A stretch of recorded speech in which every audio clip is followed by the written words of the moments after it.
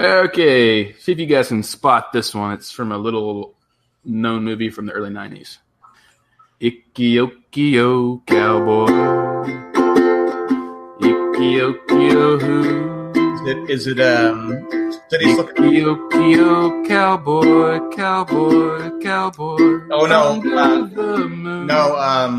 Three Amigos. I was riding my horse. No? Unforgiven. By the Rio Grande. Not City Slickers? And all of them coyotes singing City Slickers in a 2. prairie symphony. Home Alone? I was riding my horse E.T. down by the Rio Grande. When I seen me a cowboy, cowboy, cowboy riding Cowboys and aliens. towards me. There's more to it, but that's okay. All right, who's it? Wait. Who's in the movie? Lloyd Bridges Lloyd Bridges. has a small part in it. Lloyd Bridges. Meg Ryan has a role in it. Is it the one with Charlie Sheen? Sleepless in Seattle. Nope. The one where he's a Navy pilot.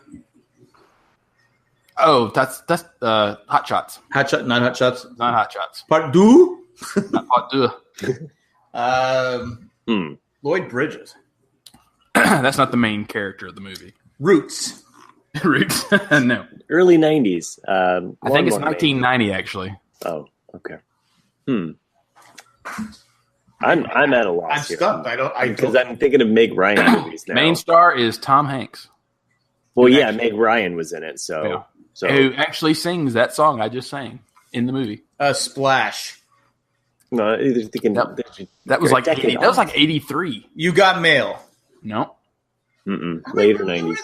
How many movies were they in together? Sleepless in Seattle. You Got Mail. You've Got Mail. And this is the first one they're in together. Joe and the Volcano. Joe and the Volcano. Joe Busts the Volcano. Love that movie. I know I said it. Yeah. I hated that movie. Yeah, he sings it on the raft. Yeah. It's got that weird symbol throughout the whole movie too. Some art director had went to town with that. We saw that at the drive-in, Santee drive-in. Took the kids, got the minivan out, loaded up on snacks, and I think that was the last movie to go off, and everyone was sleeping. I go, all right, this movie sucks. So it's got its moments that are really neat, and then but like when you're a kid and watch it, you're like, oh, this isn't too bad. But you walk back and watch it, and you're like, this movie sucks. I think my wife was sleeping, the kids were sleeping. I loaded up the van, got home, and I went, well, I thought we were at the movies. I go, they were done. They blew up the volcano. Everybody died. He's now cast away. Sorry, Tom. I love all your work, but that movie blew. It was one of those Facebook posts maybe 3 or 4 weeks ago where it was talking about how nice of a guy Tom Hanks is. And they don't say what movie it was, but there have been fans that have walked up to him and said, I paid this amount to go see that crappy movie you were in. And then he'll actually take out his wallet and give you the money that you paid to see that movie. Because he's Tom Hanks. He's too nice. Yeah. They made me wonder what film it was, because he definitely has made a couple that were pretty bad. Oh, just the Burbs wasn't great. I like the Burbs. I think it's an understated classic. Huh? It's okay. I just found out that my dad was there in Savannah, Georgia for the filming of Forrest Gump.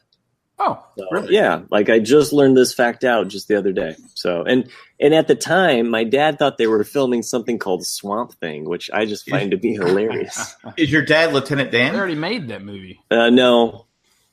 It's not Lieutenant Dan. Lieutenant Dan. Now, if you guys ever read that fan theory where none of it ever happened? Oh, the Forrest Gump? Yeah. That actually, because he is mentally challenged. That's sad. That's a really depressed. Like people, it's a depressing theory, yeah. But it's just that because if you look at all the people, I'm just going to say whoever came up with that can rot in hell. Well, it's the whole St. Elsewhere thing, because every theory since St. Elsewhere, if you don't know familiar with St. Elsewhere, it was in there was a young child who was autistic, and it was all about in a snow globe, right at the end, and so it's like it never really happened or whatever it was. So, I mean, loss, that was a theory with loss. That was a theory with a lot of stuff. So, yeah, go ahead. Well, it's just that, like, because if you look at every story he tells and you look at the character that's sitting on the bench next to him, he is telling a story that they can relate to. And it makes total sense when you think about it that way. When he's talking about Vietnam, he's talking to an older gentleman who's probably a vet. And when he's talking about civil rights, he's talking to a young black lady. Like, it's like everything is parallel to the person sitting to his right. And you're like, oh, that's interesting. So Jenny never existed. So Jenny existed, but just not. No, I'm just going to say.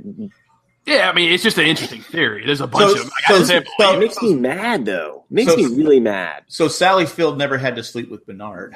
It debases him. It takes the power away from Forrest. That's Bernard from Lost. You know that. Oh, that's right. It is. Well, I'd like to see him talking to a computer at the end. By the way, you know what's crazier? Okay, I saw this today on campus. I'm walking by, and this is a pretty common place thing. I don't see a lot of older people doing it, but a lot of youngins out there seem to be doing this thing where they are just having an open speakerphone conversation on a park bench with their phone, just out in public. and when you look at them, they have this faraway look in their eye. And all of a sudden they just start talking randomly, and you're like, huh, like that's weird. There's a great episode of Curb Your Enthusiasm. Mm-hmm. There's a guy sitting at a table in a restaurant talking on a speakerphone. So Larry David sits down to the next table and just starts talking to himself. So the guy on the speakerphone gets mad. He's like, I'm just having a conversation. That's if you've never seen Curb Your Enthusiasm, you have to watch it. It's God so bless funny. Like Jay actually got a little testy at me during Comic-Con because I always have a tune in my head constantly. And there was some point where we were walking at Comic-Con this year, and I just started going.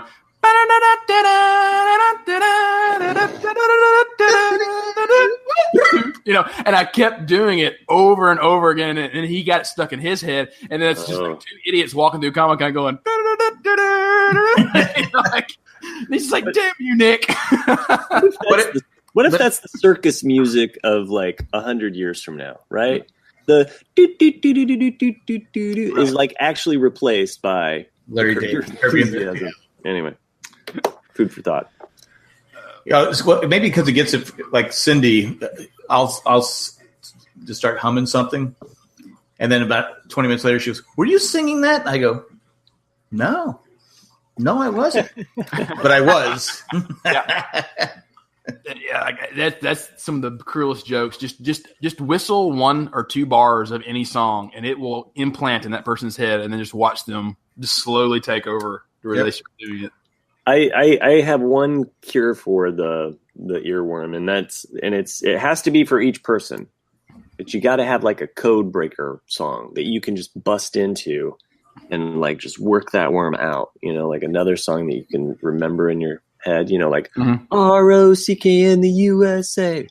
And then after a while, was that just John Cougar, or was that John Cougar Mellencamp? I think that was John Cougar Mellencamp. Yeah, I think that was back in the day when he was. I'm not a big fan of John Cougar.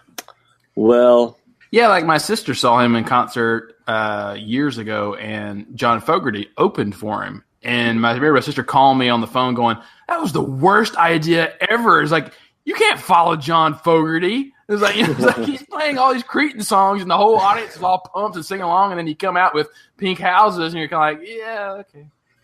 It's just not the same. He is his own kind of, I think, I don't know. There are times in which I like some Mellencamp in my day. He's a good what's that song? Advocate here of Indiana. I need a lover that doesn't drive me crazy. What's that song? I love it up until he starts singing. Maybe it's his voice. I don't know what it is. What about the story about Jack and Diane? Mm-hmm. I'm okay with that. Okay. I'm okay with that. How about paper? What is that? Paper and Fire. What about that song? I don't know. No. Yeah. That's actually a title of a song. Paper and Fire. I don't know. Well, Paper and Fire. Paper and Fire or something. You guys don't say that around your work, do you? No, that's a nightmare. That is an absolute nightmare. We got paper and fire. No! Right. I never play that song around here. So I did have one complaint about my wife. And I was questioning. Did you say life or wife? Both. Well, it's the same thing. Oh, yeah, that's true. So I was hesitating bringing this up. She didn't know I'm going to talk about it, but she likes to do all these games online, and she pays. Like I'll see on I'll go on my email. I go, why did you pay? Don't you do anything that is free? Because I'll play poker. And I'm up to $1 billion in chips. I've never paid a dime for it. Now you have to, if you lose, you have to replenish the game. You have to buy the chips. I've never had to do it. Nice. Well, she's playing this new game where it's like a crossword puzzle, but there's no clues. It doesn't like say 5 across is a 5-letter word for whatever. Yeah. So all of a sudden I started noticing things like $1.99, $1.99. I'm like going, she goes, well, I couldn't figure it out. I go, you can probably just go online. Yeah, true. Yeah. Mix up, there's probably a scrambler for the words. So I found it. I said, there you are. So I'll be on my computer. She's on her iPad doing that. Can you look up? I go, I'm doing something. So now she's getting mad at me that I'm not stopping right away to help her cheat to solve this game. But yet I solved it for her so she would stop spending money on this stupid game. So I said, put it on your phone. Well, the one I found doesn't work on her phone. Oh. So what I did is I got my iPad. I said, here, there you go. There you go. Now you can cheat for free. Cheat for free. I was going to say, like, what if she just paid you? You just have a tip jar, and every time she wants you to do it, you're like, okay. It'd be one of those things where I'd just get like a piece of paper, I owe you. Yeah. And so my money's your money, your money's my money. Right. It's funny because I don't know if I know Chris has played this game. I don't know if Matt did or not. There was a game in the mid-90s called Myst that came out. Oh, yeah, sure. And it's like a puzzle game. Yeah, can you imagine if that game came out today? How much money they would make if you're buying clues to figure that thing out? Because these are back, Jack, when you just bought the disc and you played it or downloaded. But Myst is one of those games that you would spend weeks or months, just staring at the same thing over and over because you actually had to figure out these huge puzzles in order to advance. And they don't make games like that anymore, at least that I know of. No, I mean, back in the day with E.T., you couldn't cheat back then because there wasn't much of an internet. There wasn't really. I'm saying, but now that's why they don't do it because now you can cheat. Oh, sure. Yeah, exactly. Someone would have to figure it out and just posted it online, going like, "Oh, you do this to figure out this puzzle, you do this to figure out this puzzle." And some people who just want to get through it would do it, but it ruins the game. Simpler time. Well, it's like you look at Zelda 2: Adventures of Link. That game is literally jumping up and down over and over again, just going bling, bling, bling Oh my gosh! Forever. A kid would stroke out today if they had to play that game. My son plays this game online where he just taps a button to make cookies or something, like a cookie creator, and I'm like, really? It's just tapping a button. I feel like you're actually just going to destroy my hardware here. This game is just for you to design to destroy my computer by you just tapping on this thing. Go. Just how many times can you tap it as fast as you possibly can for an hour? Mm-hmm. Well, the maker of the game also makes the keypads for the. I think Mac. I think it's like a dark money linked back to Mac to destroy or PCs are in on it too. Here at Packard. I did see something that was pretty disturbing today. A 41-year-old man threatened this kid over Fortnite. Oh, he said he was going to go to his school and shoot him. Oh, yeah. I didn't read the whole thing, but I said, this is ridiculous. I go, you're an adult playing a game. I go, first, nobody should be threatening anybody over a game. But I was going, that is just crazy. I remember in 2005, I was still in college, and my neighbor was a Marine, an ex-Marine. You're never really an ex-Marine, but he was a Marine. And this is when online gaming just started getting popular. And he was probably 23, 22, somewhere in there. And I just hear him in that grunt. If you ever known a Marine, they all same thing. She's like, and I hear him through the walls. And I open his door up, and he's screaming, playing Halo at this like 8-year-old kid. I mean, he's probably anywhere from 8 to 12, but you can hear this little prepubescent voice. He's like, haha, I just killed you. I just did this. Haha. And you just hear him going, I'm going to come in your house and I'm going to. To me, it was comedic gold, just being a fly on the wall watching. Army training, sir. Yeah, exactly. Sure. Yeah. I mean, you can relate this to animals too, because like this little kid's just like a punk chihuahua, and here you have this like big, huge bulldog, like, and they're in different cages in different places, and as it should be. Marines are tough. I mean, I've known several, of course, living in San Diego, but I have a relative who's a Marine.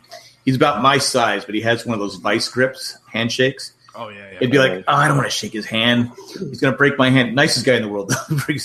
Well, he's an iron worker, and I think he had a bunch of steel and cement fall on him. He almost died. I mean, it was that bad, and he was injured. Yeah, and I said, all right, I don't mind shaking your hand now. He still had a vice grip. I'm like, I go, how is that possible? Oh, yeah. I go, you're breaking my hand. By the way, this sounds like a Larry David moment too. Like you go to see him in a hospital after you're like, you're thinking you're tough. You're like, and then like he's in the wheelchair there. He was in intensive care. He wasn't even conscious. No, I'm kidding. He was when he was home. Well, I'm getting the mental image of Larry David though, like walking into a nursing home or a hospital, going like with the attitude, and then going, like, and then afterwards, like, look at my hand, he got me. Yeah, no, that's totally it. That's exactly what I imagine Jack doing. I was so happy. I go, I can't wait to shake his hand today. Yeah. There was one time where I had bruised my hand. I was probably playing baseball or softball or something. My hand was sore. And he shook my hand. You don't want to cry for a Marine. You got to try and act tough. But I'm like, and I know I've told this story before. I was at the rink one time years ago. This Marine League they used to play on, and they used to beat the crap out of each other. Guy took a puck to the face. Ooh. He comes over to me and he puts can you hold on to these for me? And he puts them on the table there. I go, they were his teeth. And he went back out and played. His whole front of his mouth, like 4 or 5 teeth were sitting there. I go, okay. Yeah, I can relate to that. I mean, the same thing. Like when I played sports, it's more about the team than yourself in the moment. And I did that. I got hit so hard in playing football once my helmet came down and the part here split my bridge of my nose, and I was just bleeding down here. And I remember, I said, "Ooh, yeah," because I've seen that on just in football games. You'll see football players that'll sometimes happen. It just comes in, and to me, it wasn't a big deal. I didn't need stitches. Thank God, I don't have a scar. But I remember it being split and bleeding, and like the head coach going like, "Do you need to go in the locker room?" I went, and I just took a towel and just like wiped it off. I was like, "I'm good." But it's just one of those things that happens. Yeah, that was my first injury actually as a kid. I came out, I was about 1 year old, and I was coming out to say goodnight to my dad or something, and I tripped on my, I was a toddler at the time, and I tripped and I fell and hit the bridge of my nose right there on the fireplace. Ooh. So yeah, that was my first stitch. Well, I guess it wasn't my first stitch because I had a bunch of hand surgeries up to that point. So it's because my right hand is shaped differently, and when I go to shake people, everybody wants to shake with their right hand, and they always go up and they grab and they kind of crush my right hand, which is already I cannot open it. So I've learned this technique over the years because I've been crushed by many men just going up, and I cannot open my hand basically as part of my congenital birth thing. I don't know. I don't like to call it a defect. So basically, you're telling me stop complaining to shake his hand. Yeah, stop complaining because it could be worse. Okay, I'm still hung up on the fact that you said I've been crushed by many men. I've been crushed by many men. I was wondering why Nick laughed. That's why I was laughing. That's like, I bet you have. Yeah, that's what she said. Yeah, that's what she said. I have an upside down handshake that I do. So as people put out their right hand, I'll shake upside down left-handed. So, yeah. Or then people are like, oh, whoa, and then they'll put their left hand forward or something. Or you can do the Bob Dole. I mean, there's so many. It's interesting, like how that's evolved. Because like now with fist bumping is very popular. Some people don't even shake hands. It's interesting, like just how people greet each other. Because that was handshaking's been around since probably 1,000 years. So I don't know. Maybe even longer since the aliens, brought since the aliens taught it to us. Yeah. I can tell you when you play hockey, it's rec hockey. If you don't shake hands afterwards, people will line you up the next game. The next time you play, there was a guy in our league in San Diego, never shook hands. Huh. And so we would the whole game torment him, like we just go after him. It was just part of the deal. And he goes, "It's not the playoffs." It's not the playoff. That's his excuse. It's not the playoff. Because in NHL they only shake hands after a playoff series. And I'm like going, but it's everybody else is doing it. You're not a pro. Yeah. Or if you go off the ice without shaking hands after game because you lost it, oh my god, it's brutal. Huh. You must conform. Everybody must shake hands. Well, I mean that's that's a polite kind of way of it's just like, hey, whatever happened during the game. Good game. You suck. Good game. Right. That's why I say 1,000 years. Not to get me very Nick explaining things in his history, but that's why we shake hands is because your right hand is your fencing hand, and that's why you presented it to say like, hey, I'm not going to kill you. that's where it originated from. But I've never done fencing. Yeah, but that's where it's for. It's like so because you pull your sword with your right hand, so you're basically saying like I'm vulnerable now. Like, here you go. At least that's the way I've always read history, is that's where it comes from. In the next 1,000 years, it's going to be the symbol of you actually putting your device down. Mm-hmm. Yeah, exactly. The phone is down. The phone is down. It's not in front of you anymore. Well, actually, beyond that, we won't have phones. It'll be implants at that point. So telepathic. That was something I was going to read about. Like, back in the 80s, at least from the movies you watch. When you saw people walking around with the boom box on their shoulder with the loudspeakers and all that, it has now become taken over in downtown LA in particular, where you have the wireless Bluetooth speakers now around your neck with, so you have these two little speakers and then you have now are blaring that. So you don't have to carry the stereo. Right. We had a good 20 years there without the, it's funny. I grew up in that era and it never bothered me when somebody was walking down with their boom boxes, boom, boom, boom. Because I used to have I'd have like 4 or 5 speakers, 6 speakers with amps in my, so the power. I still remember coming up to a light and the guy goes, "Turn that music down." I go, "Huh?" And he goes, "Turn that music down." I go, "Okay." And so I turned it up. Now, it's too loud, too old. Now, if a kid did that to me today, I'd be ticked off. Yeah. But back then it was okay. I don't understand it because, in particular, if you walk out my front door, I'm right at the subway station, and if there's one person doing it, you're like, okay, but it's like 7 or 8 people all blaring their music, so it's just a bunch of gibberish, and you're like, how can you hear what you're listening to? Because you have 6 or 7 other people blaring their music as loud as they can, so it just sounds horrible. Now, worst to me is when you go to a baseball game and someone has the radio on of the baseball game you're watching. Yeah, I'm like, I just literally, I just get tense in my neck. I want to go take and smash the radio. You're at the effing game. What are you listening to? Yeah. Well, they did that at UT a lot growing up because the announcer for the radio was so good that people, it was never with the radio out loud. You always had your headphones on and listened to the radio because you wanted to listen to it. Well, I don't mind people if they have their headphones on. That's their choice. But now you're interfering with my enjoyment of the game. Right. Exactly. I don't want to listen to the radio. Well, it's like smoking except with sound. Exactly. So it's worse. I'd rather have the smoking. I don't know. Growing up, it didn't bother me. Now it does. But it's weird. Well, everybody smoked when I was growing up. Not me personally. Right. No. I know what you mean. I mean, my grandparents smoked. My mom smoked. And sometimes, every now and then, I'll get a whiff of a cigarette, and it kind of takes me back where I'm like, oh, that kind of smells like, this memory. It smells like mom. Yeah, that smells like. It's true. 99% of the time, I'm like, man, that smells like some dank, like mildewy, like you just walked out of like a bar, and it just smells like an ashtray, and I don't like it. But every now and then. Yeah. When I first started dating Cindy, I used to bowl all the time. And when I come home, she goes, "You got to go take a shower." I go, "Why?" You smell like because I'd smell like, I go, but I didn't notice it because like I said, growing up, everyone smoked. I would go, "Oh, I do." Okay. Right.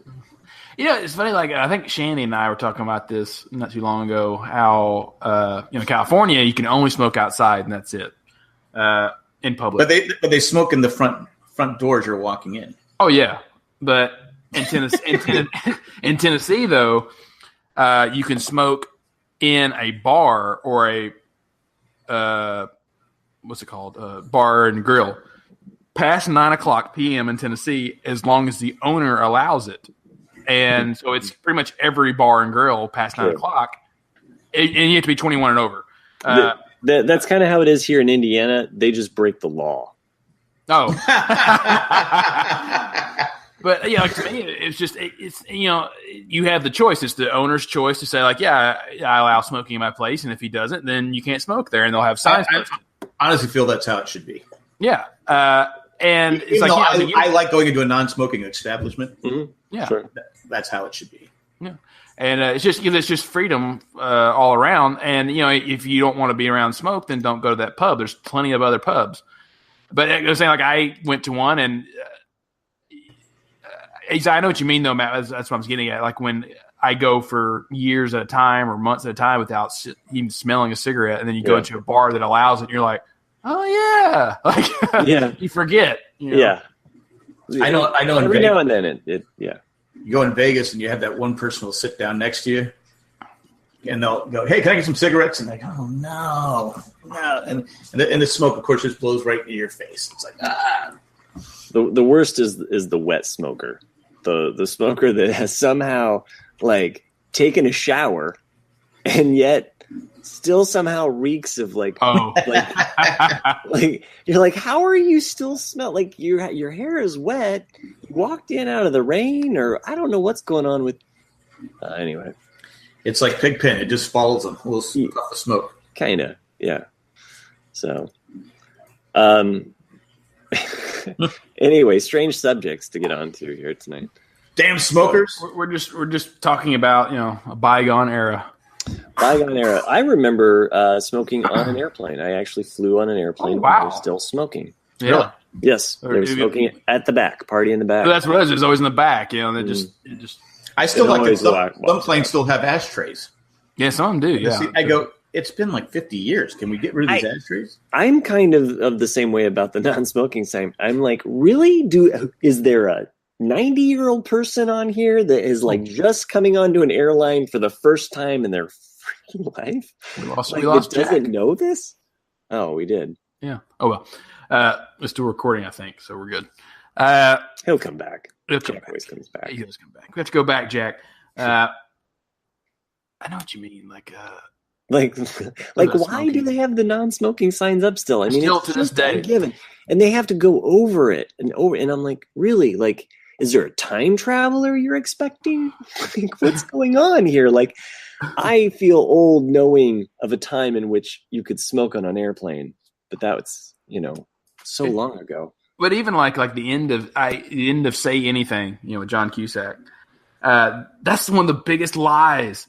Because she's nervous to fly. And, and he's like, oh, as long as, we're fine. You won't know until the seatbelt sign goes off, and then you're good. And it's like, if you've ever sat on a plane and waited for that seatbelt sign to go off, you're going to be waiting for a long time. It's like, that's the worst piece of advice ever. It's a good half hour into the flight.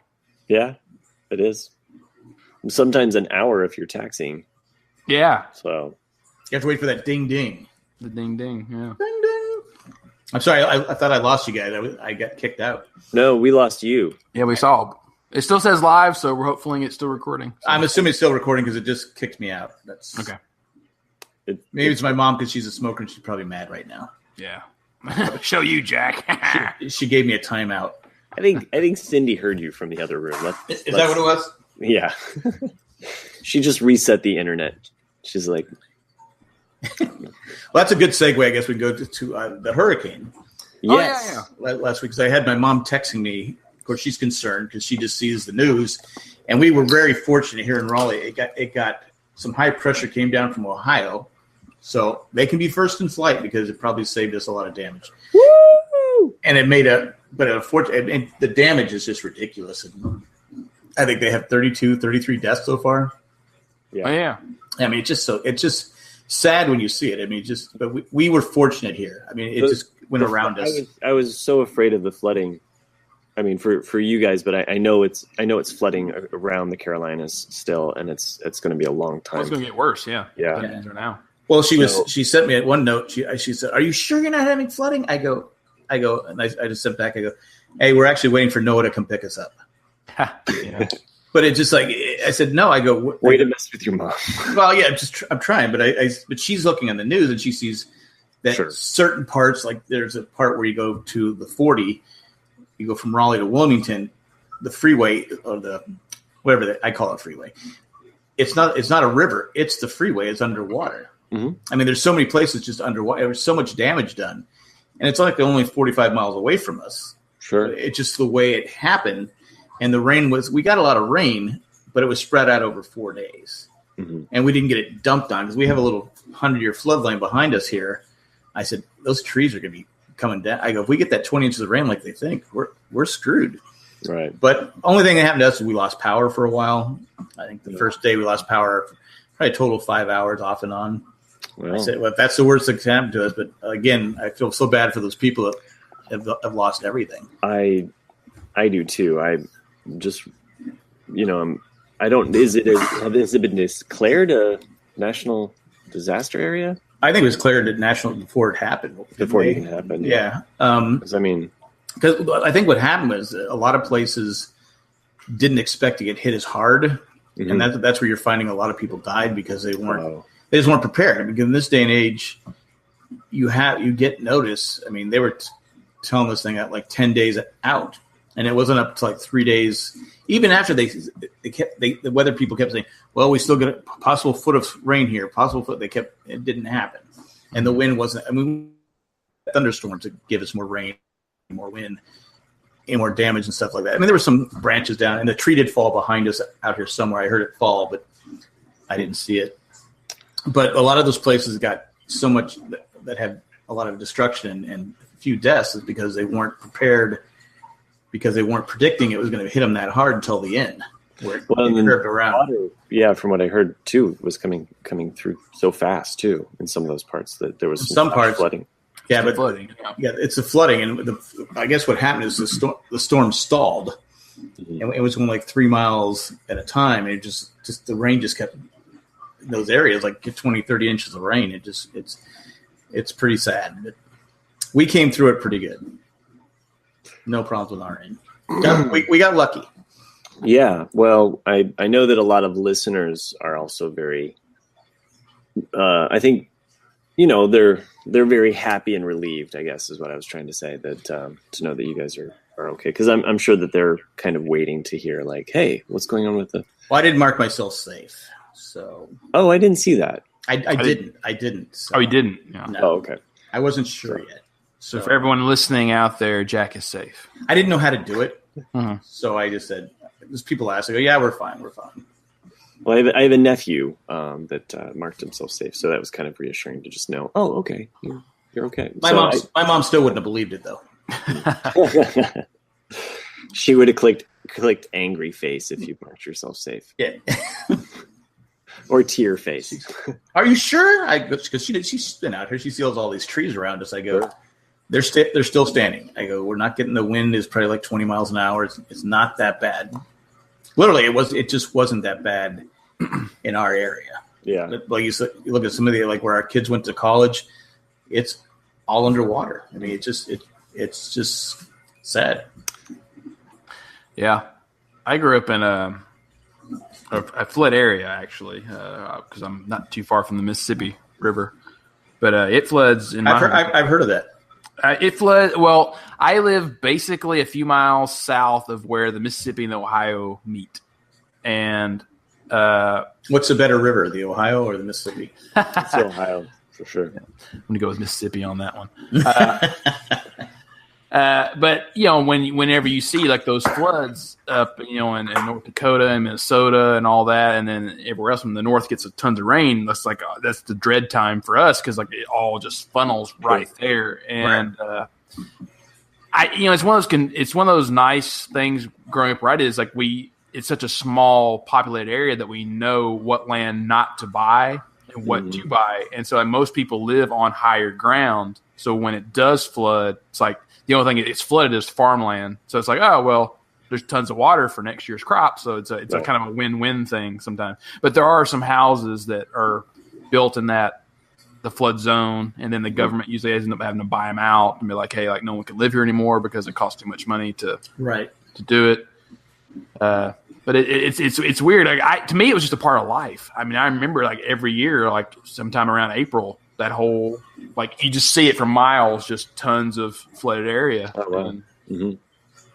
We have an area here in Franklin where it floods quite a bit. So, and when my daughter was about 1, we had a 100-year flood basically that came through, and the water came fairly high. Our basement never flooded, fortunately. So, but had it kept rising, eventually it would have backed up and came up through our basement. But yeah, that shut down our highway here. So we were isolated. And at that point in time, I really wanted to buy a boat. So that was like the first time that I was like, hey, you know what? Like long-term goals, I need to get a boat. Like even just a couple kayaks for us to be able to, That's actually my happy memories of those. When you see these huge, just acres upon acres of flooded areas, is that every freaking redneck in the world out there, that's what they do. It's like, well, sure. I can't get anywhere with my truck, so I'll get the John boat out and get me a 6-pack of beer. We'll just go ride around in the flood area. Like that's just the what? Wait, the what boat? John boat. John boat. The little green metal boats. Okay, yeah, I didn't know it had a name. Yeah, they're called John boats. Okay. Yeah. So you have like a little 30 horsepower, motor on the back, and so is that from the Waltons? Yeah, Green Acres. Yeah. Oh, that was John Boy. I'm sorry. But yeah, I mean, I just remember seeing like all that growing up. Just stuff to me seems normal, but to anyone else in the country, you're like, look at these idiots. People did that when we had our flood here in Franklin, and the cops. Well, first of all, we had some neighbors that were like, "Hey, let's get the tubes out and get in the water," and we were like, "That's a sewer overflow there." Yeah. You realize you're swimming with feces.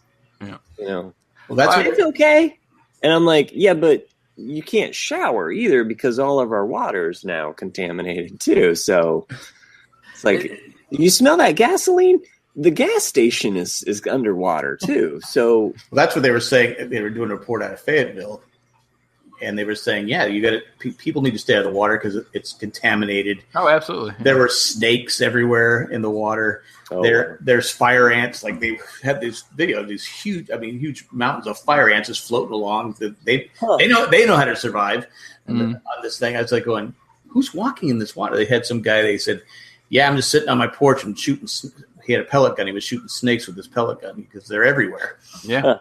I go, God, I never thought about that. Yeah. Because we're in a wooded area. I go, I don't like snakes as it is. Mm-hmm. So all the critters come out. Yeah.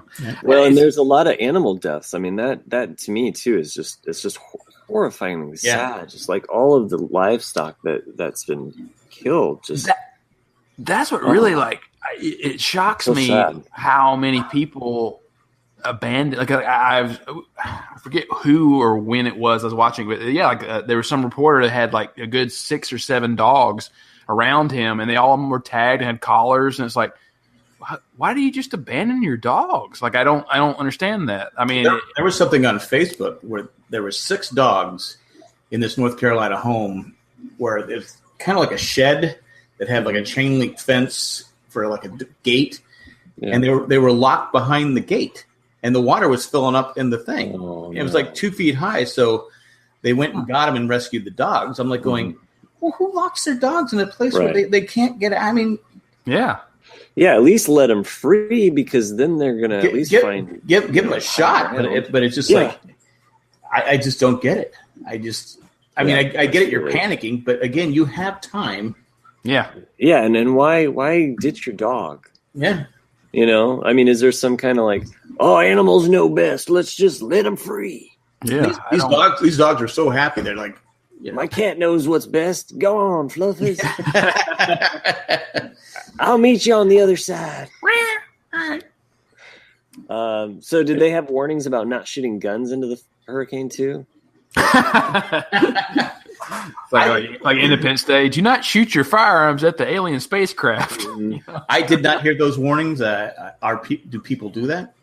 I've heard about this warning. I don't know. Is this real, Floridians? Tell me I'm wrong. Well, okay, that doesn't count.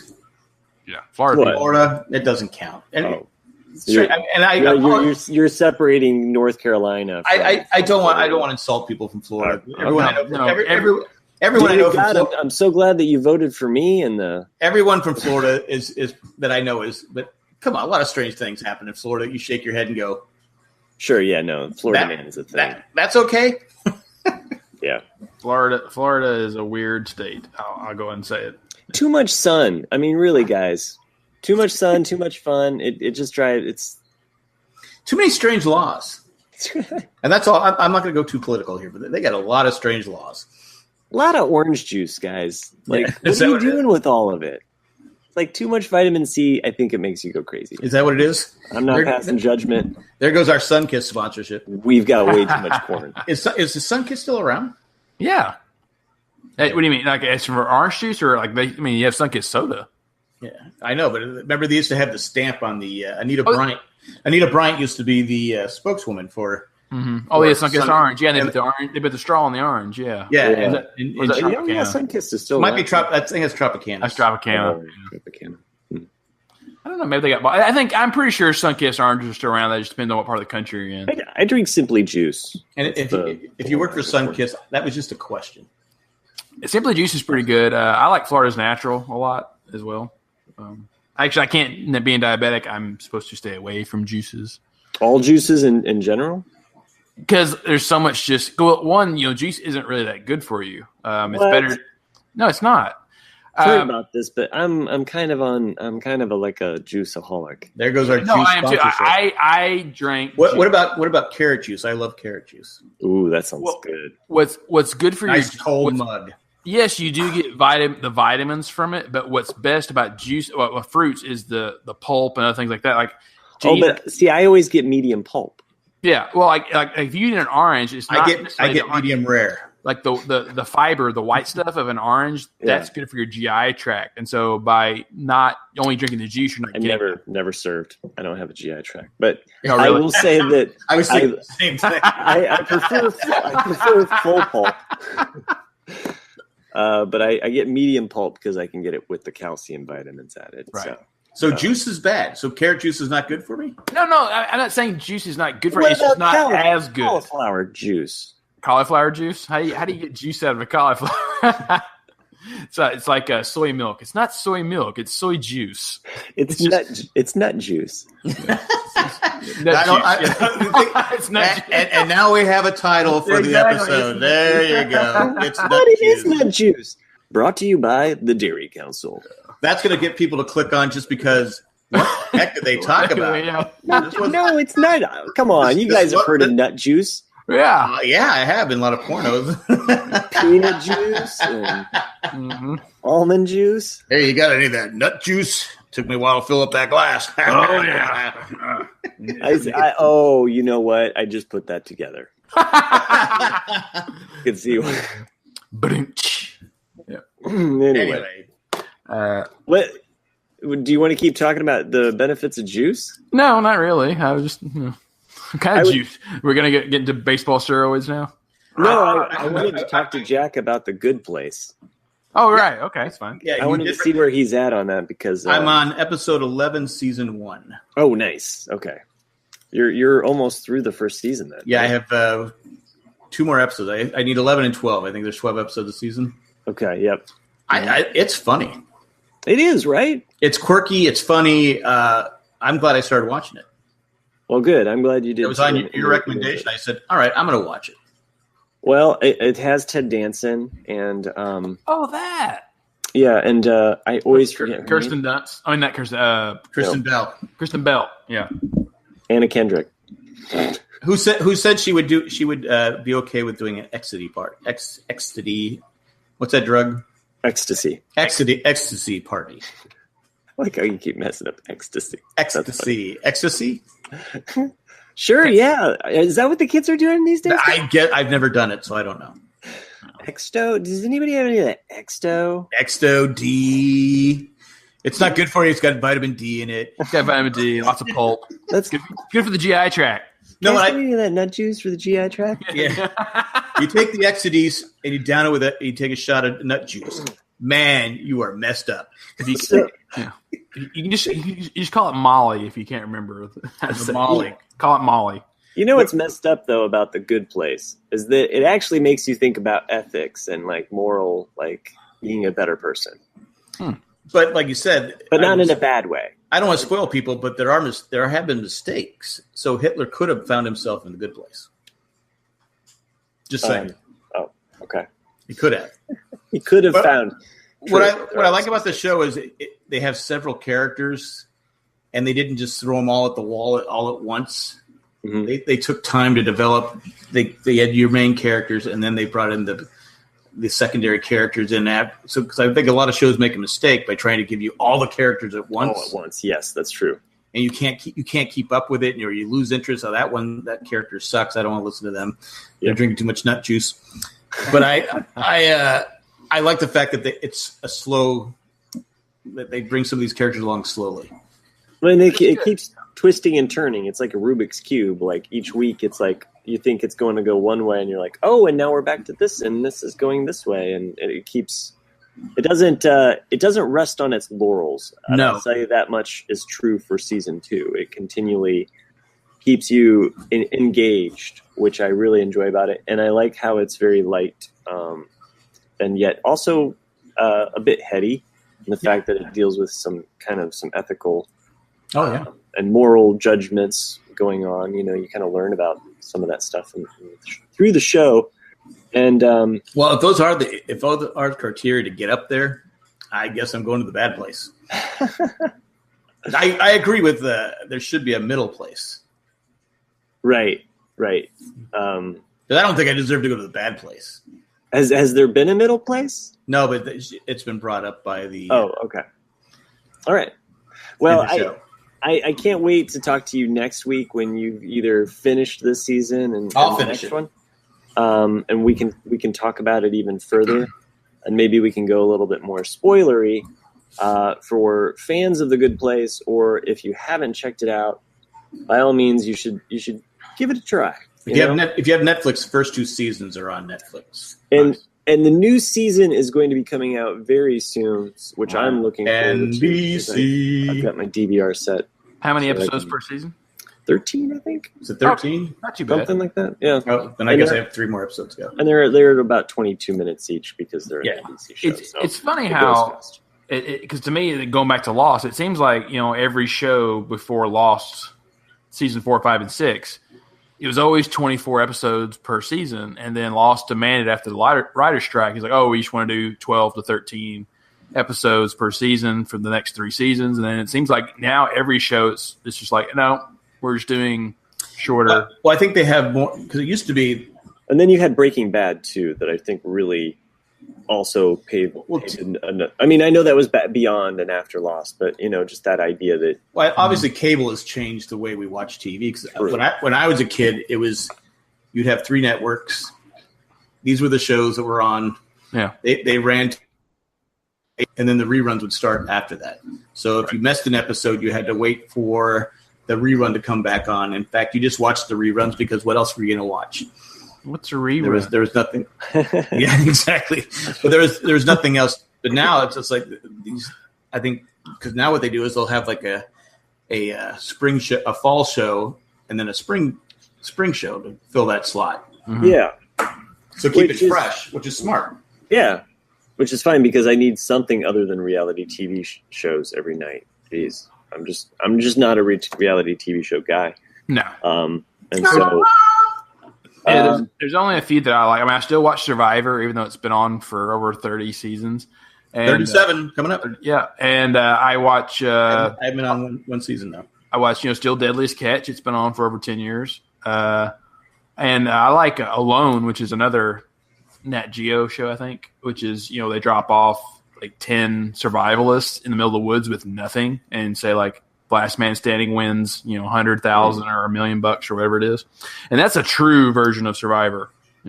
I should clarify too, as far as like game shows too, like the America's Got Talent kind of shows. Like, and I know that some people watch those, my brother being one, and other family members, but it's just not something that I like. When I go to network TV and I see, it's just game shows and reality TV, I kind of zone out. Or Nickus is on. I still watch Family Feud. It's still a guilty pleasure.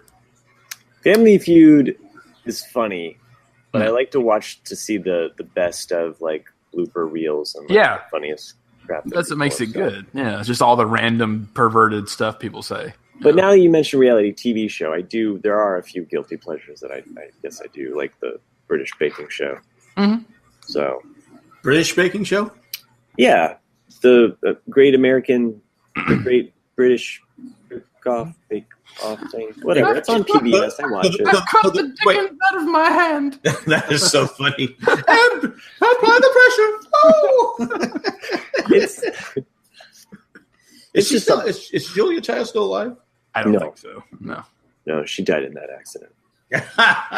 No, you can't tell me she survived that. Come on. Anyway, was Rachel Ray still on? I mean, I don't know. I don't think she is, but I think she's definitely invested in other shows. But I don't think she actually has her show anymore. Yeah, I don't watch any. We don't have TV anymore, so it's like people saying the Emmy ratings were down. I don't have TV. I mean, someone posted on the Facebook group. I didn't even know about it until the day of, and I missed probably the first hour and a half of it before I even switched to it. And I was like, it was the first time I had never seen an advertisement for the Emmys ever. It snuck up because, and I don't know why they bumped it from Sunday to Monday. Like, I will tell you that Sunday Night Football, that game was crap. I watched enough of it to see Eli Manning have his ooh face, which has become a hilarious meme if you haven't seen it. Oh, he has the best faces. Oh man! So, but does it top the one where he realizes his brother's going to get a second Super Bowl? No, it probably doesn't, but it's just as good because he had been sacked. But they should have had it on Sunday, and regardless, my wife and I, we just happened to catch it, and we actually ended up watching like a good hour and a half of it. I was kind of surprised, but they put more of the comedy stuff up front, which was, kept us kind of interested. So, but I don't know. It seems like and the biggest thing is somebody got engaged. That was like crazy. Like I watched that and we were both like, wow. Now what happens if he wouldn't have won? I would imagine he would have probably still proposed maybe. Would he been the after how you have to get that fake? Right. Yeah, I'm so happy they won and not me. Does he go, okay, I lost. Will you marry me? And what did she say there? Like, wait, I'm going to go marry that guy. He's taking home the Emmy. I was really hoping that their whole proposal would go on to win some kind of web award, or like a Newsy or a Webby or something. I don't know. What if she had said no? Because he won for directing the Oscars. So, is that what it was? Yeah. He won for directing the Oscars. So, it could just be this. Oh, the fix was continual like. Don't the Oscars always win that category? It's like there wasn't much in that category that I mean, the halftime game with Justin Timberlake was in there. And we were like, what? The halftime show versus the entire Oscars? Like, okay. There's so many dumb Emmy awards. There's some girl I saw on an internet post that she was trying to get an Emmy for best web series under 7 minutes or something. I saw that girl. Yeah, and I saw that. And it's like I don't even care. It's like I just want to you can win an Emmy for anything just so you can have it on your I won an Emmy. But but I thought it was smart because it got people going to her page. It did, yeah. I thought it was pretty clever. Well, we all can't be Kelsey Grammer with like 9 or something like that. You see who the NFL who's doing the halftime show this year? No. Maroon 5. Oh God, who's that? They already did. No, that was Coldplay. This is Yeah. another band that'll make everybody fall asleep. I don't understand that. Well, I found out that Dean Spanos, owner of the Chargers, was in charge of picking the halftime show. Are you serious? Are you serious? I would not put it past him. I mean, of all the people, like you couldn't get. I don't know.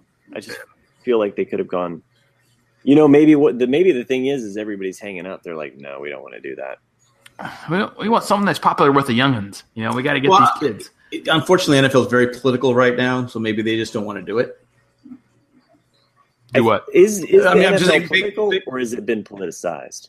Yeah, I guess that's how you phrase it. But I'm thinking maybe that's why you can't get the top.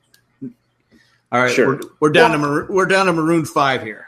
Well, what was interesting, is that after the whole Timberlake Janet Jackson thing, because they were trying to get more current artists, and then when that happened, it was almost like a 7 or 8 year period of they froze every new artist out, and they just got people like the Who and Paul McCartney, I loved that. I thought it was great. No, it was great. It was great because they had the material and the amount of stuff to fill that time span with just nothing but hits, but then you get I think after Madonna.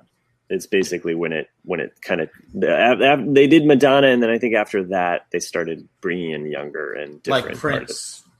Well, no, Prince was in the classic period. Yeah, of what Nick's talking about. Okay, because I think Prince actually followed, and they tried to make a whole thing about him like sexualizing the guitar or something like that. Yes, but there really wasn't anything about it. I think there was just the media, how they like to spin things. Oh, of course. Jerks. Thanks, Fox News.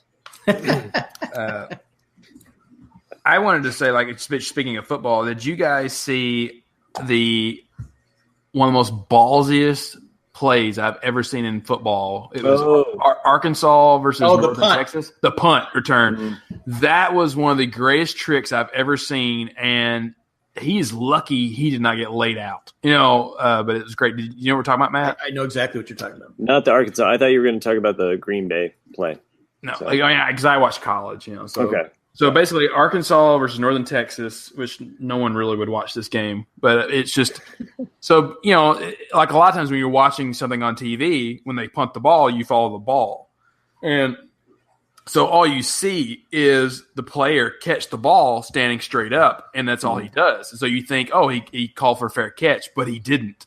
Mm. And so the two guys that came down just stopped because he's standing straight up the way and the posture that you would use if you did the fair catch. And so as soon as those guys turn to walk towards the sideline, he just takes off for a touchdown. Oh, nice. Because the whole team veered toward their bench.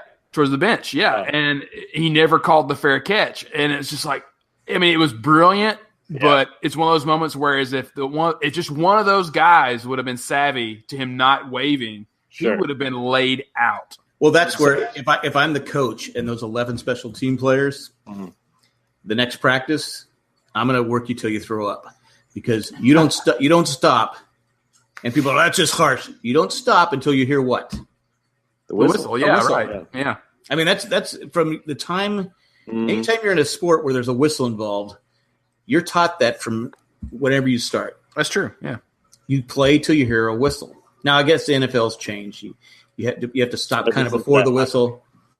Ever since that Hockley call, the what? right? The Hockley call. Right?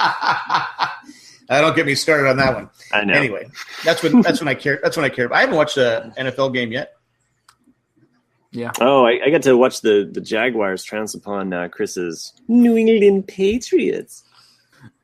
Yeah, beaten by Blake Bortles. Yeah. You know who likes Blake Bortles? Somebody from The Good Place. Anyway. Oh yeah. I got disinvited from the Charger Rams game, so I was like, "What? Oh, yeah. I mean, because basically, this podcast. So my coworker, so I work with this girl, but her boyfriend also works for the same company I do. but he works on a different floor. He's the one that invited me. He's like, hey, like, we have 2 extra tickets. She's taking this girl, and I was going to ask you. But then she came to me. She's like, oh, he asked you, but the other ticket is actually meant for, like, this other girl's sister. And sorry. You know, like, and I was like, fine. You know, that's I would quit. But she didn't tell him though until I think yesterday, and she's like, "Yeah, he yelled at me for a long time about how rude that was," and I was like, "That was rude." Yeah, I was like, I know them pretty well, so I was like, "Yeah, you should feel bad." But next time I want 2 tickets. And then again, it's like, hey, it's the Rams and the Chargers. You're doing me a favor by not inviting me. So the Rams are good. Yeah, apparently. I know a lot of people, former Charger fans are saying this will be the last Charger game I attend, and I'm going there just to root against them. I thought the Rams like shut out like the Cardinals or something like that. They shut out the Cardinals and they gave up 6 points the week before. Crazy. I mean, they're just loaded defensively, and the Chargers' O-line is bad, or injured. So we'll see. Again, it's hard. It's hard for me to root against them. I still have that where, but I can't stand the owner. Mm-hmm. So I'm going to root against him. Like having a phantom limb out there. Well, it's just funny how crushed by a Marine. They're attended. I mean, it's just they're not gaining any traction. Yeah. Most teams when you come to a new city, there's that honeymoon period. Right. Where, we love you no matter what until you start losing. Well, I mean, it's because LA got. I mean, it was the worst circumstances. LA got 2 teams basically at the same time, and the Raiders moved to Vegas. So it's such a automatic 3-way division right there where you're just not going to have. Plus, the first choice was the Raiders. Yeah. Yeah. Second choice was the Rams. Nobody was choosing the Chargers. Right. Nobody.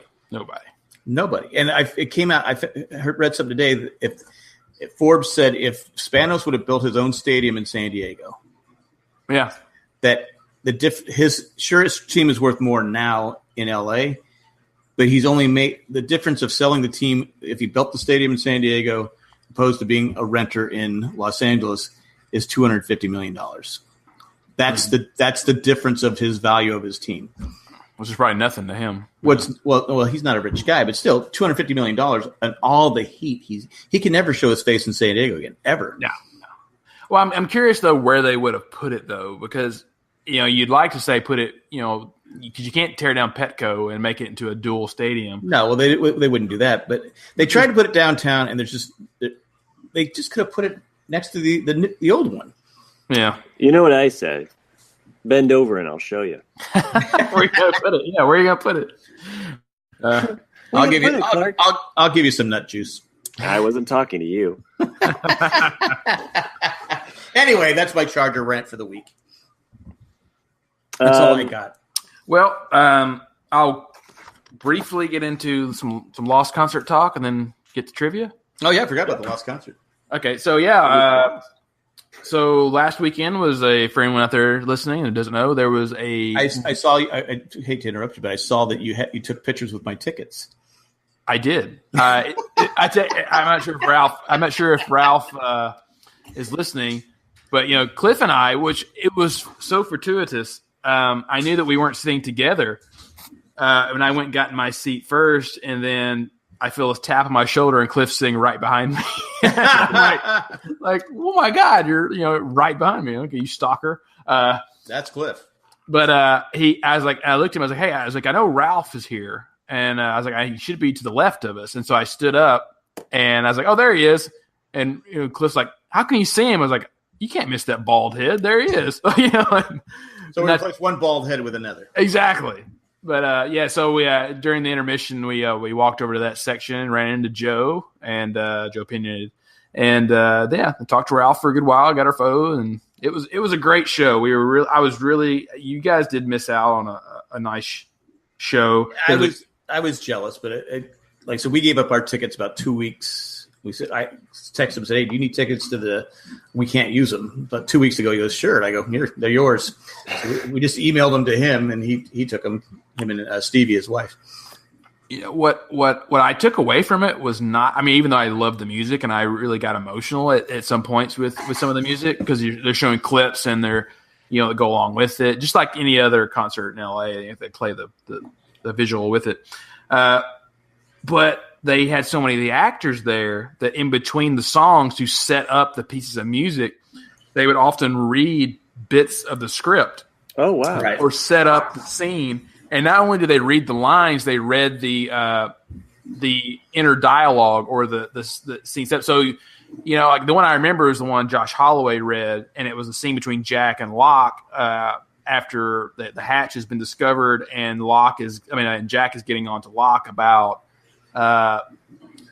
because Locke's always like, the island demanded this, and it's all about faith, and get it, John. Yeah, and but it's how many cuss words are in the script that don't make it to TV, and so because Josh Holloway is reading it verbatim, he's like, at this point, Jack realizes that John Locke is bat blank crazy, and they're like, and he's reading it all. I'm just like, and it was neat to get these little insights of what the characters are reading to portray the lines. And I'm like, that to me was really interesting. Yeah. No, that sounds cool. Like to be able to. I'm going to the next one. Yeah. I mean, I liked it. You got basically just the highlights because there's 6 seasons and the main pieces that you remember is what he played. Yeah. Which actors were?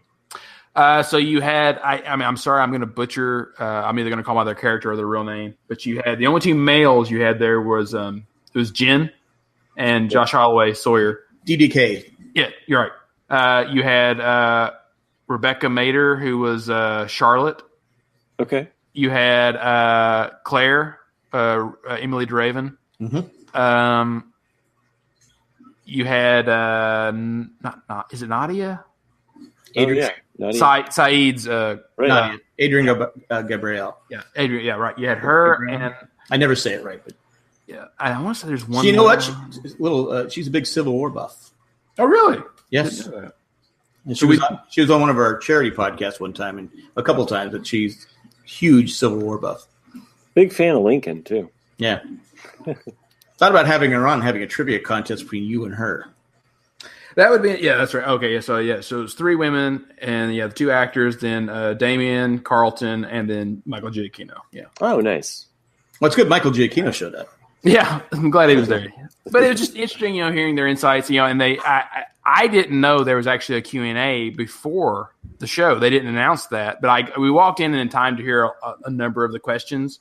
Oh. But, one of them, someone asked, what about a reboot? Would you guys be involved in all that? And they said, well, ABC owns it. And, Damien being funny immediately, it was just like, look, if ABC owns it, it's their product. If they want to reboot it, I'll be all for it. He goes, I'd be a hypocrite if I said, no, you can't reboot it because, how many scripts have I rewritten? Right. So he goes, but if it does happen, we'll support it, but we will not be involved in it in any way. Well, they were taking. I saw a lot of people on Facebook and Instagram that had pictures with everybody. I mean, they were. Yeah. Oh, that's. I kind of. It's one of the moments where I kind of really hated that Jay was not there because I know if Jay would have been there, I could have been like, "Hey, let's go down and get some photos and autographs," and goaded him into doing it. Whereas in Cliff is kind of it's not him. So I would have gone with you. Yeah, but they did all of them except. Andrea, surprisingly, but all of them were out there for a good 20 to 30 minutes after the show was over, signing autographs, taking photos. Oh, nice. So it was a nice moment. I wondered why some of the other actors weren't there because I know Maggie Grace lives in L.A. and a few others, so it's like, well, why didn't they show up? Could be working. Yeah, that's true. Probably go working. I think Jorge was in Hawaii, so. Yeah, well, of course, yeah, because they just had their 200th episode for Hawaii 5-0. So it's a good time is what you're saying. Yeah, I was glad I went. I really was glad I went because that's what made it entertaining to me was you had people coming out and asking Michael Giacchino questions, and cast members or Damien and Carlton, and because like how many weird sounds are associated with loss of just like all the strings making just and like he would be like, oh, this is how I write this is how this happens, and he would give demonstrations of like how he made the sounds, and I was like, well, that's really cool. Just as a musician, you really appreciate it. Maybe you could write our intro to the Ramblecast. Maybe because we never get it right ever. It would be very helpful if we could just have one note. One note. We're not asking for a month. Yeah. What's that? Maybe a couple notes together? You can do like three notes. A little something for the effort. Just strung together. I know Jay and Colleen got rained out because they couldn't get out because of the I told Cindy, I go, well, that's one thing about giving up our tickets early. Because I wouldn't have gone knowing that storm was coming no matter what, because you got family here and my house is here. And it's like, there's no way I could have enjoyed this show wondering about my house. But well, what was funny to me was that because Cliff, I was thinking it, but I didn't say it. And then Cliff said it immediately. Because Colleen wanted to go to this sushi restaurant that's in Hollywood that Cliff and I went to for his birthday. And it was super, super expensive.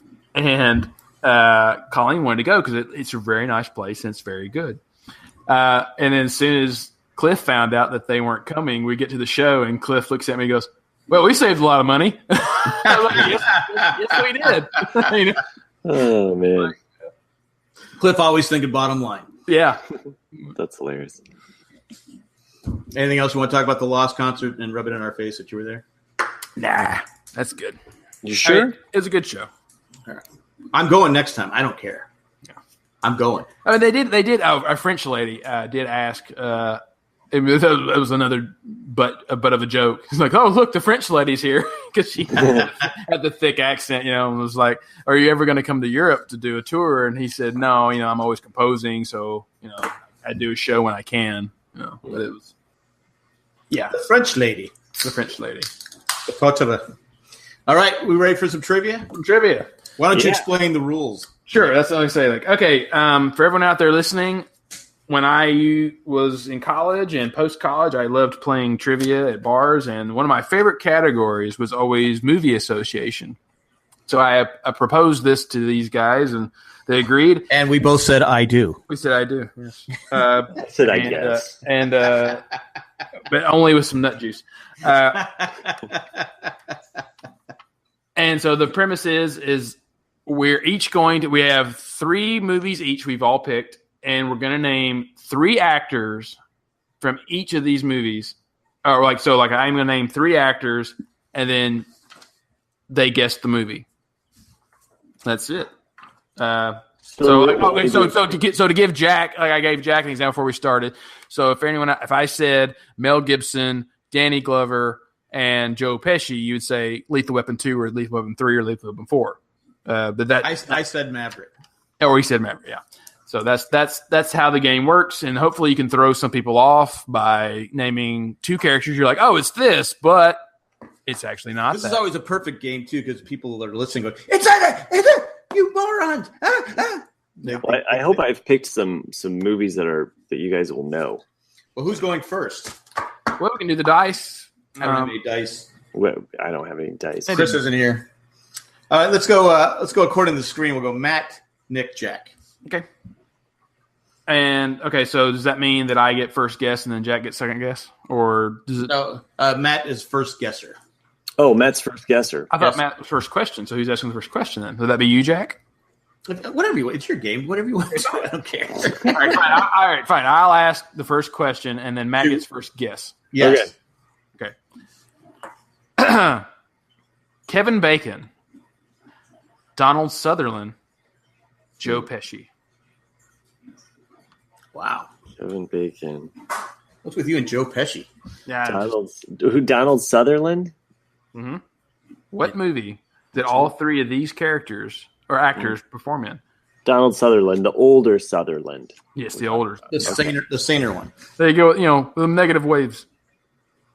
Wait, and who else? Donald Glover? No. Kevin Bacon, Donald Sutherland, Joe Pesci. Oh, and Joe Pesci. You got to think for Joe Pesci, don't you? Well, that's what Jack is. Yeah, just trying to buy time. Jack's looking it up on the computer. I'm going to guess. I will say none of these are the main characters. Okay. Well, I kind of guessed that much, but I can't think of Kevin Bacon movies. Oh. For some reason, I keep just thinking about Tremors. So, and I don't think it's Tremors for some reason, but I'm going to guess Tremors. It is not Tremors. Okay. Animal House is a good guess because 2 of the 3 are in there. That's true. Kevin Bacon and Donald Sutherland are in Animal House, but I don't think Joe Pesci is. What about Planes, Trains, and Automobiles? What? Kevin Bacon's in it. I know that. So. He's in the beginning scene with right. Racing for the Cab. I can't think of a movie where Joe Pesci would be in that movie. All right. With those 2 actors. So you're both incorrect then. Okay. It is JFK. Oh God! Oh, JFK. Oh. That's the best. That's the best 6 Degrees of Kevin Bacon movie.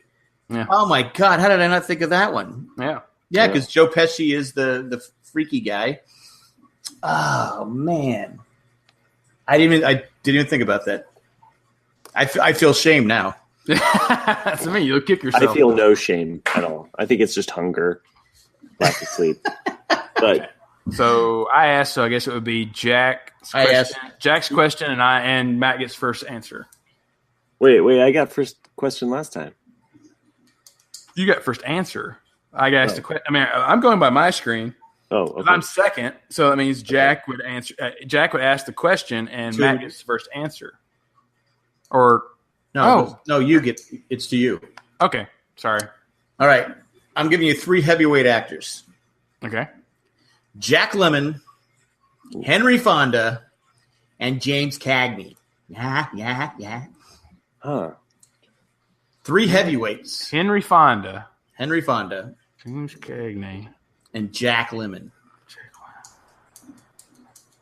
And it's not JFK because Jack Lemmon is in JFK. You know why? Because everyone's in JFK. It's RFK, dude. It's the sequel. Yeah, RFK. Yeah, RFK. It's the James Cagney that's throwing me off. I know, right? Mister? There's a hint. Mister? I think it's pretty spot on. James Cagney.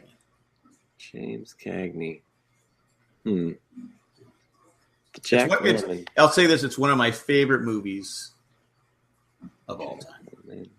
What? Maltese Falcon? No, it's not even. They're not even in that movie. No one is in that movie. I know. I'm just throwing out a name.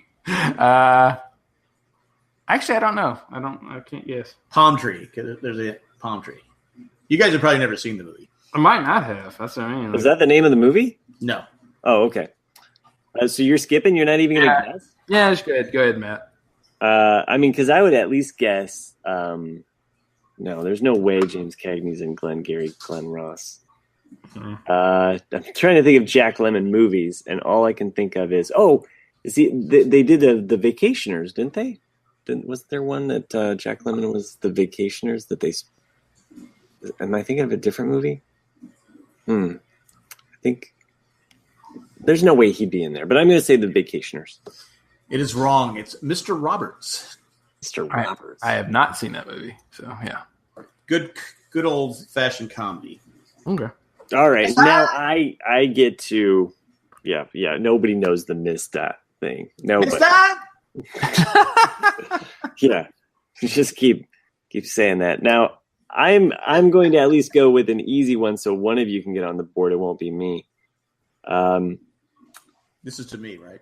This is to Jack. JFK. I'm still pissed I didn't get JFK. I've seen that movie 100 times. I know. Again, that's the go-to 6 Degrees of Kevin Bacon. Yeah. Boy, this is really hard because I have several here. But I'm going to go with this one first because Dick Van Patten. Dick Van Patten. 8 is enough. I'm starting off with some heavy hitters here. The Love Boat. John Candy and Bill Pullman, our favorite. Gee, An easy one? I think it's easy because I know the answer. Yeah, Dick Van Patten, the guy from Eight Is Enough. Yeah. And his son's a director. Sure. And he's I know it. Yeah. Dick Van Patten, John Candy. We've talked about it actually recently on the podcast, so I'll just say that much. Bill Pullman. Bill Pullman's the pole. John He's the pole. I loved him in Aliens. I'll go Uncle Buck.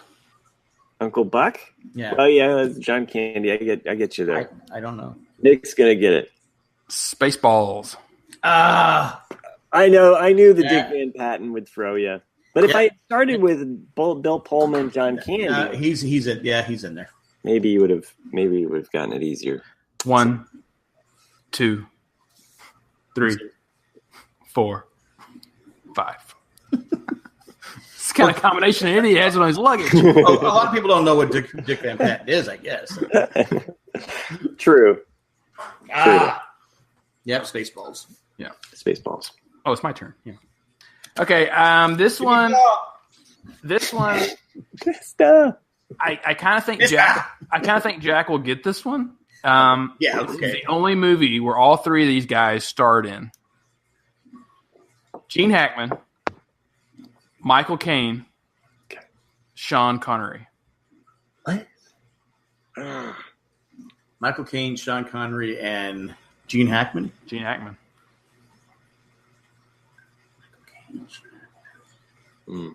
The Rock? No. That's your guess? Yeah. Gene Hackman, Michael Caine,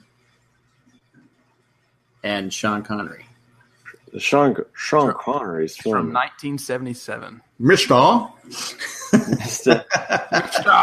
From what? 70? 1977. Sean Connery.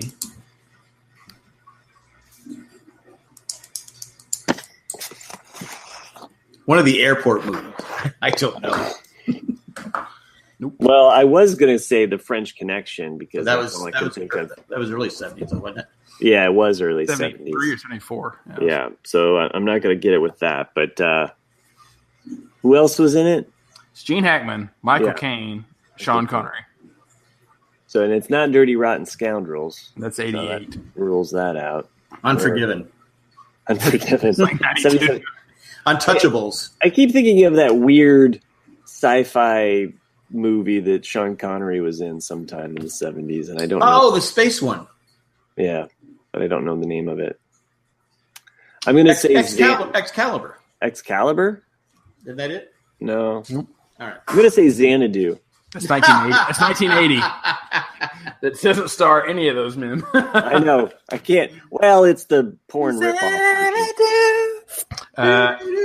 It is A Bridge Too Far. Oh, come on. You've taken this game too far. I've seen it. You know what's sad is I've seen all these movies. We've at least mentioned my movie on this show, but okay. Bridge Too Far. I never would have got that, but yes, I've seen it. Okay. The next one is an interesting that I have, but we'll wait for that one. Is it my turn to it is Jack's turn, yes. Okay, I asked Matt, right? That's me again. Or I guess we'd switch it up. No, it's you asking Matt a question. No, I asked and I see. Do you guys want to switch up that way? Oh, I see. Whatever you guys want. Yeah, it doesn't make me any difference. So okay. We can't. So, I've already asked 2 questions. You guys have only asked 1 each. So. All right, so let me ask this question to Nick. That's what happened last time. But okay. All right, Tom Cruise, Dakota Fanning, and Tim Robbins. That would be War of the Worlds. You are correct. Crap, I would have gotten that one too. Man, stupid rules. I should have picked you first. Yeah, I know. All right. So, who gets this one first, Jack or Nick? Give it to Jack. Give it to Jack. It's fine. Okay. All right. We need this to hopefully tie. Right. Well, we have mentioned this movie on the show here. Home Alone. It's going to be Sidney Greenstreet, Peter Lorre. Peter Lorre. and Humphrey Bogart. I'll give you more of a current one, but they could actually. I could be actually talking about 2 movies here, 3 movies actually, because they've appeared in several movies together. Oh, you can't do that. It can only be one. All right. Okay, Jimmy Stewart. Okay. Alfred Hitchcock. He acted? Well, he was played a bit part as a. He's always he's in every one of his movies. Yeah. So now you just have to narrow it down to the lead woman, because let's say Jimmy Stewart and Alfred Hitchcock hung out together and did a lot of movies together in the 60s. We'll just say that. Yeah. I'm gonna go with which one will you know better? Kim Novak. Yeah. There's 3. I had a couple here. That's the one where he's in a wheelchair, right? Looking out the window.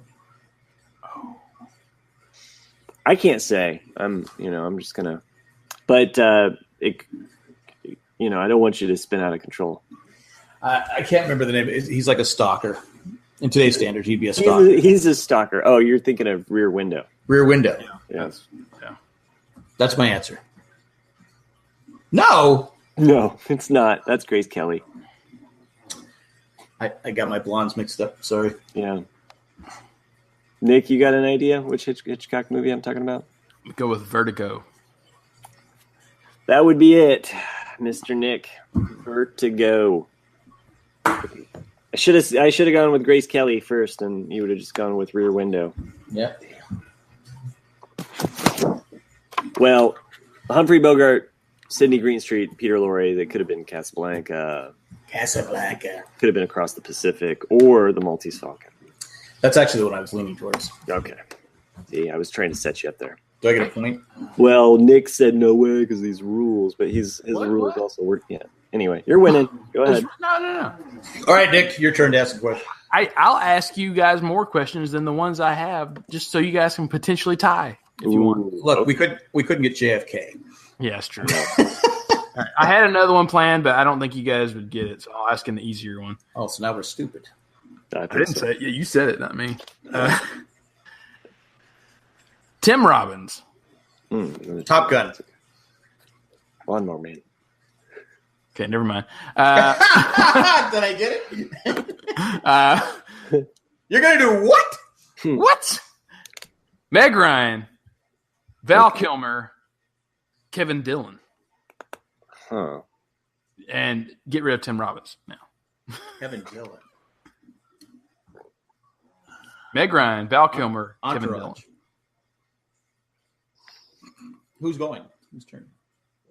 It doesn't matter. I'll let Matt go first. Oh, okay.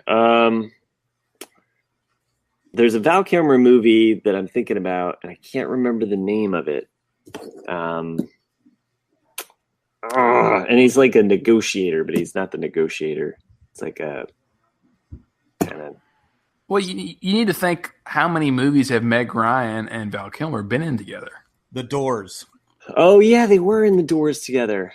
I'm going to give it to Jack because Jack guessed. Yeah, Jack got it. It is The Doors. You're right. I was thinking something he did in the late 90s. I let you go as long as I could. Yeah, that's fine. I told you it's either hunger or lack of sleep right here. That you're dealing with me. All right, so I have my last question, and we'll let. You want to go first, or who wants to go first? I'll let Matt go because I'm already 3-1, so it's fine. All right, Tom Hanks, Julia Roberts, and Philip Seymour Hoffman. Oh, Magnolia, right? I think Philip Seymour Hoffman and Tom Hanks were in that together. Oh, I know it. That's not the one I was thinking of, but I don't think they're all in that one. I actually almost asked this of myself, Jack. All right, go ahead, Nick. I don't know that I'm horrible about this game. Go ahead, Nick. It's something Mr. Wilson. Mr. Wilson. Charlie Wilson. Something Charlie Wilson. Charlie Wilson Peace. Crap. I know it. I just can't think of the title. Charlie Wilson's Violent War. Charlie Wilson's War. There you go. I got that one because I knew the title. Yeah. I was going to put Amy Adams, but I said no. I'll put Philip Seymour. Yeah, because Philip Seymour Hoffman has played a ton of small roles. Yes, and that's what makes it a good question. And all right, Matt's last turn. I've got a good one here. So Matt got shut out. Shut up.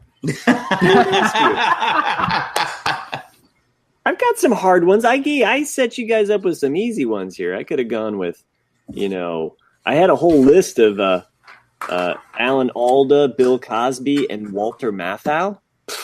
Who knew they were in a movie together? Or Ted Danson, Zooey Deschanel, and Elizabeth Moss. They were in a movie together. But I'm going to go with something more from the 70s. Al Pacino. John Cazale. I think I'm pronouncing that right? Well, if you can't pronounce it, I don't. Well, he played Fredo. So. Oh, I already know what it is. I know what it is. Dog Day Afternoon. Yep. You don't even want to know that. I said Dog Day Afternoon. He's like, I love that movie. Yeah. I think it was Fredo's last movie. Died of a heart attack or something after that. Yeah. All right. But can you guess the other person I was going to list?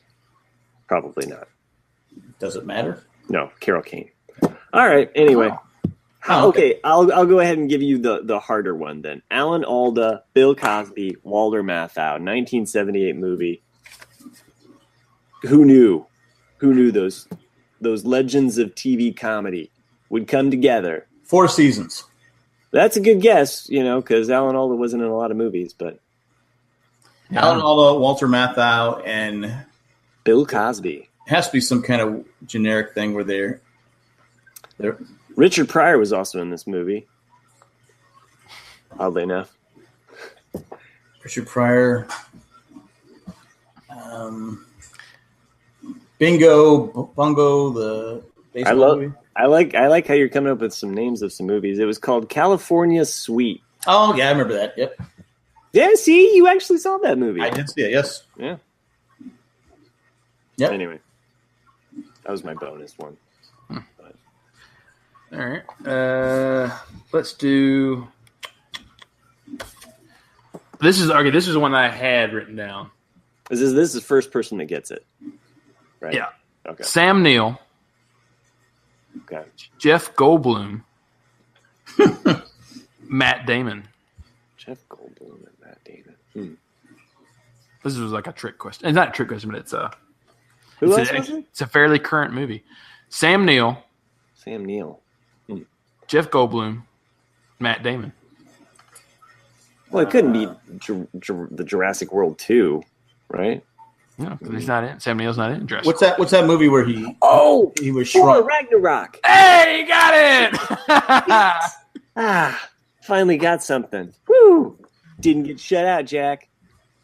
Yeah, you still lost. Sure, but Here's really, I kind of won. Sticking to that kind of same people. Okay. Jeff Goldblum, Julianne Moore, Robin Williams. Julianne Moore and Robin Williams.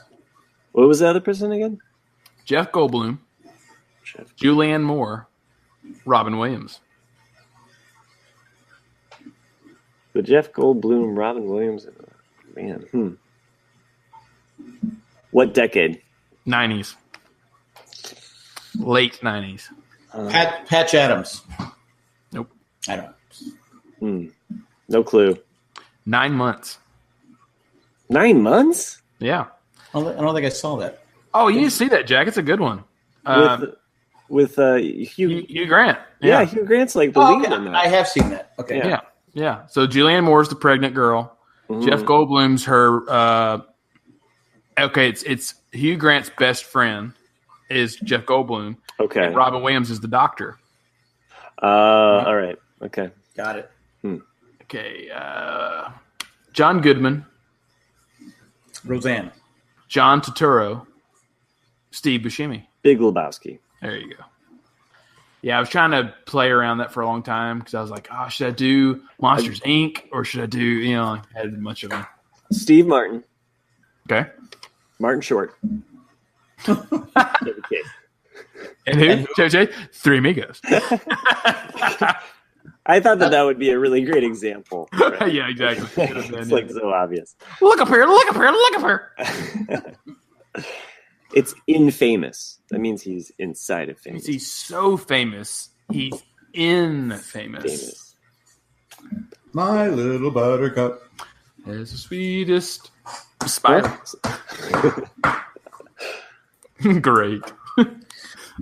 It's interesting. I told you guys, like, I'm not sure if I made the podcast or not, but I bought that Randy Newman 30 years of. It's been out of print for 20 years, but it's interesting to hear Randy Newman sing the demos of all those songs because he wrote the Three Amigos theme, he wrote the My Little Buttercup, and he wrote Blue. The Joe the Volcano song that you ever seen? No, but Arizona Moon keep shining. That one. So it's interesting to hear him sing those songs. You're like, oh, Rough Cuts, yeah. Rough Cuts. Is that it? Are we done here? Sure. Yeah. Pour out some more of that nut juice and let her rip. Congrats, Nick, on winning the trivia. Yay, me! Hey guys, let's do this trivia game that I really like. It is fun. Was it not fun? It was a challenge. I'm sure that there's people out there like JP that's out there who got every single film and is probably shaking his head at all of us. Well, I can get them too after I listen to the podcast. Yeah, if you listen, yeah. I'm sure if Scott listened on a tit for tat basis, he would know all these films as well. Scott, who? No, he doesn't listen. Yeah, exactly. Anyway, that's our show for today. Maybe Chris will be back next week. Chris is in. I don't want to say what Chris is doing. He's selling his nut juice. Yeah, got to make a living. His nut juice wears, just like I was yesterday or last week. He is fat Chris Pratt, so I mean, he can get away with it. Anyway. That's our show for today. If you'd like to help the show, you go to Amazon.com/JayandJack or JayandJack.com/Amazon. I'm not really sure what it is. Just go to JayandJack.com. Button on there says Shop Amazon. Every little bit helps. I'm trying to get my daughter who just had a baby. She shops Amazon almost every day. She goes, I keep forgetting. Yeah. I go, thanks for the help. Thanks for the support. I will say that what Chris suggested to me, I did it immediately after listening to this podcast. I went to the website on my phone. And then there's a little button where I can make it kind of its own little bookmark favorite, basically. So I can just use that it actually becomes its own little app icon. So I can just click on that so that when I'm shopping, or I can shop through the Amazon app. And then when I go to checkout, I can always. Yeah, I don't like to beg, but come on. Almost every one of our listeners shops Amazon. Yeah. Right? Yeah. I mean, you want to keep paying for this awesome talent. Awesome. I mean, Matt. But there's other ways you can get Matt, Nick, and Chris, their contracts up at the end of the year. So I am worried about that contract. I hate to go into negotiations, from a low place. So it's always better to have the high ground, right, Anakin? The rate is. But like Matt just said, you could give us a 5-star review. You can tell a friend, hey, listen to this podcast. It's long, but you can listen to it. Should I have given you that one, Matt? Peter Mayhew, Harrison Ford, B. Arthur. Yeah, that would have been a good one. So, the Christmas special. The Christmas special. Oh, yeah, that would have been great. So it would have been better if you would have gone with some of the other no names that are on there too. So Chewbacca. If you'd like to help us out, you can become a patron. That's Peter Mayhew. Poor Peter. I'm sorry. No use Chewbacca. I forgot where's that. Oh, you're gonna thank our patrons. Become a patron. We're making this happen. We'll take up $1,000 to $5,000. We're still trying to get that $5,000 mark. We are still working on it. You can go to patreon.com/JayandJack or just go to jayandjack.com. Little button says become a patron. And we love all our patrons. But this time I'm going to thank 5 patrons: Tack from Tokyo, Maggie the Magnificent, Joanne with a Plan, Ed the Letter Carrier, and Eckhart Rickner Glaffeler. Thanks for doing what you do, and thanks for all our patrons, and thanks for everyone for listening. And do we have a winner for the pink taco drawing? I think we do, right? Yeah, we do. Nick, who's the winner of this wonderful drawing? Oh my God, it's beautiful! It's beautiful. Look at that. That is one lovely pink taco. Is that velvet? No, it's just Sharpie on paper. Yeah. Can't get more fancy than that. So, Kayla, congratulations on winning your pink taco. Forward your address to Matt, I guess, or email the whatever our email is. Call in. marriedmanpodcast@gmail.com. I have not checked that in a while, so maybe I hope there's not a bunch of emails there. marriedmanpodcast@gmail.com. Gmail. Kaylee, you could actually just message me directly with your address. I swear I won't send anything else but this pink taco. And if any other listeners would like any other crazy drawings that I do during the show, feel free to give us a review. I swear. It's not going to come with any kind of almond juice. Nothing goes good with the pink taco like some nut juice. I think I need to start working on that next drawing. So, anyway. Great show, guys. This was 1 in a million, I think. It really was, yeah. Hasta luego and goodbye. See ya.